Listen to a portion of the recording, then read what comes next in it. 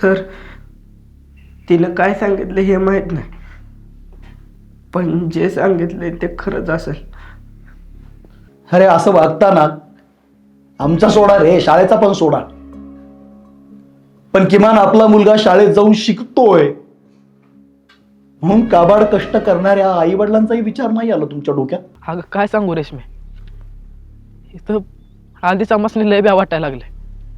काय करू कायच कळणं झालंय बघ. अगं पोटात गोळा आलाय आमच्या. खरंच अभ्या, लाज वाटते मला तुझी मैत्रीण म्हणून घ्यायला. आजवर सगळं माफ केलं, पण हे कवच करणार नाही. तुझ्याकडनं मला ही अपेक्षा नव्हती. ज्योती नावाची पोरगी होती आमच्यावर.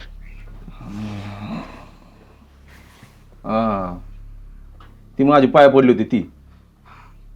हा, तिचं काय? तिला मारलंस का काय? का खोड काढलीस? लगीन करतेस का म्हणून विचारलं. ते आपल्याकडे बघतात, आपल्यावर बोलतात, तेव्हा तेव्हा त्यांच्या मनात कायच नसतं का? असं कसं? तुम्हाला काय वाटतं फक्त काय पोरासनीच आकर्षण होतोय? अरे या वयात पोरींच्यात बी लय बदल होत असतात, पण त्या काय तुमच्यासारखं गावबोंब मारत नाहीत. त्या मनातल्या मनात ठेवतात, मनातल्या मनात त्याचा आनंद घेतात. आलं का लक्षात?